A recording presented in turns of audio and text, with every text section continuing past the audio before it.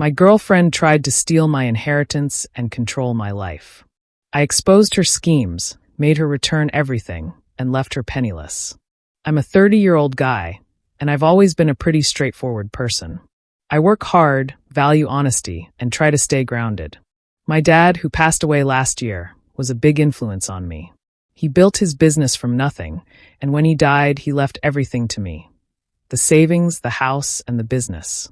Losing him was rough, but I thought having my girlfriend of 3 years around would help me get through it. Turns out, she wasn't the person I thought she was. At first, she seemed supportive. She stayed by my side, offered to help with anything I needed, and even said things like, "Your dad would be so proud of you." It felt good to have someone in my corner, but looking back, I realized she was playing a long game.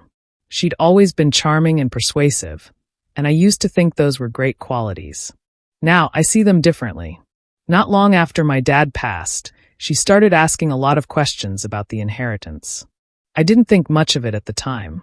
She asked how much money he'd left me, what the business was worth, and how I planned to manage everything. I gave her general answers, but didn't go into too much detail. I didn't realize then how calculated her interest was. One evening, over dinner, she suggested we combine all our accounts. "It'll make things easier for both of us," she said casually, like she was asking me to pass the salt. I hesitated. "I don't know," I said. "I'd rather keep things separate for now. It's just simpler that way." She looked a little annoyed, but didn't push it further. I thought that was the end of it. It wasn't. A couple of weeks later, I noticed some strange transactions on our shared account. There were charges for expensive clothes, a designer purse, and payments to someone labeled consultant. I asked her about it, and she brushed it off like it was no big deal. "Oh, I just needed some things, and the consultant is for personal growth stuff. I'm investing in myself, so I can be the best version of me for us." That sounded like nonsense, but I didn't want to argue, so I let it go. But then, I found a $50,000 transfer to an account I didn't recognize. I confronted her. "Where did this money go?" I asked, holding up the bank statement. She didn't even flinch. "It's my investment account," she said. I thought it'd be smart to grow the money. I couldn't believe what I was hearing. "That's not your money. You had no right to take it." "What's the big deal?" she said, rolling her eyes. "It's our money. We're building a life together." "No, it's my inheritance," I said firmly. "And you took it without asking." She crossed her arms and gave me this exasperated look, like I was the one being unreasonable. "You're overreacting. I did this for us." That's when it hit me. She didn't see anything wrong with what she'd done. In her mind, my money was hers to do whatever she wanted with. I didn't want to blow up right then, so I told her I needed some time to think and left it at that. After that, I started paying closer attention to everything she was doing. She began talking about getting involved in my dad's business. "I think it's time I started helping out," she said one morning while I was making coffee. "You can't handle it all on your own." "You don't even know what the business does," I said. She shrugged. "I'll learn. Besides, it's ours now." I didn't even know what to say to that. I ended up reaching out to my lawyer to make sure everything was legally in my name. It was, but I still informed my employees and vendors not to deal with anyone claiming to represent the business unless they had my explicit approval. That turned out to be a good move because, not long after, she tried to set up a meeting with one of my main suppliers. When I found out, I shut it down immediately. "This isn't a game," I told her. "This is my dad's legacy, and I'm not going to let you mess with it." She acted like I was being dramatic. "I'm just trying to help," she said. "You're so ungrateful." Her entitlement wasn't just limited to the business. One day, I came home and found her showing our guest house to a young couple. My aunt, who lived there rent-free, had gone out for groceries and wasn't aware of what was happening. "What are you doing?" I asked, barely keeping my voice steady. "Oh, I was just thinking we could rent out the guest house," she said with a smile. "It'd be a nice extra income." "That's my aunt's home," I said. "She's been living here for years." "She's a grown woman," she replied, still smiling. "She can find her own place." I was furious. "She's staying," I said. "And if you ever try to pull something like this again, you'll be the one looking for a new place to live." To make sure she couldn't mess with my aunt's living situation again, I changed the locks on the guest house and updated her lease to make it legally binding. Girlfriend was pissed, but I didn't care.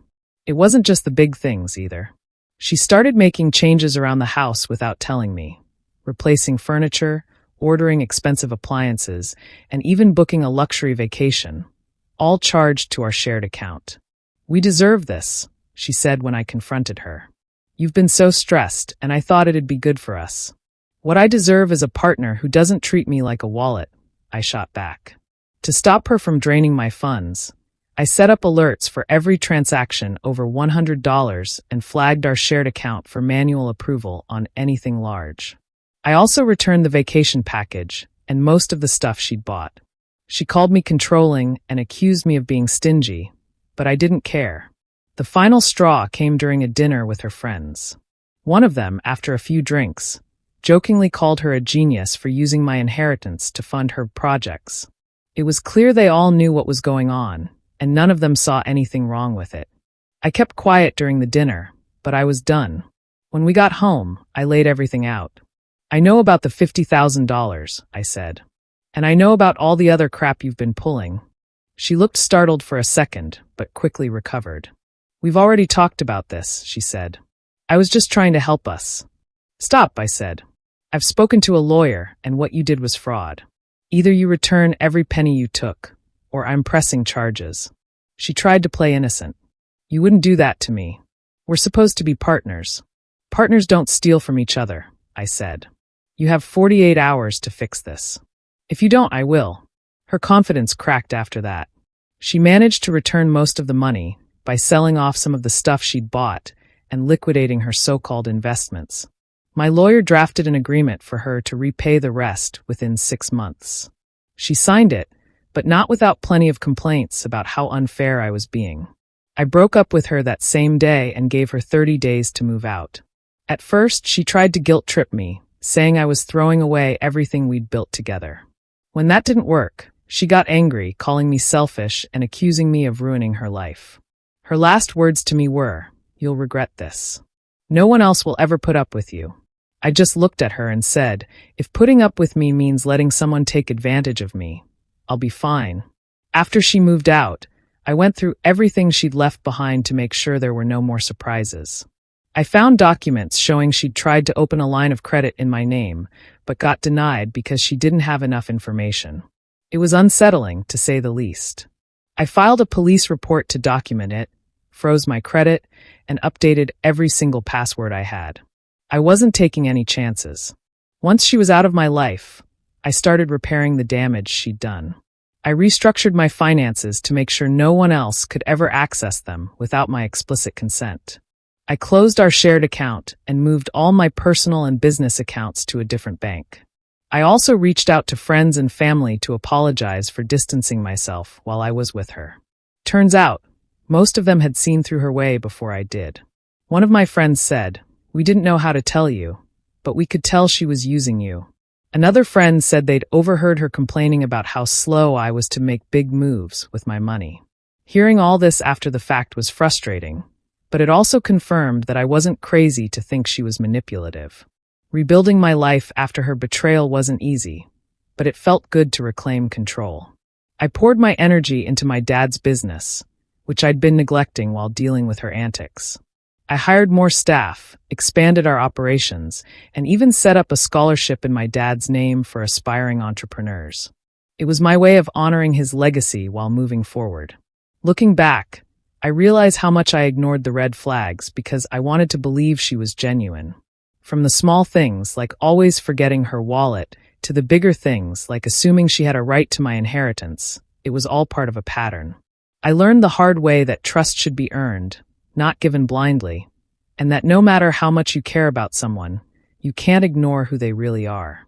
If there's one thing I've taken away from all this, it's that you have to protect yourself, even from people you think you know. Because at the end of the day, if someone shows you who they are, you'd better believe them. I may have lost time and money, but I gained clarity and the strength to never let anyone take advantage of me again.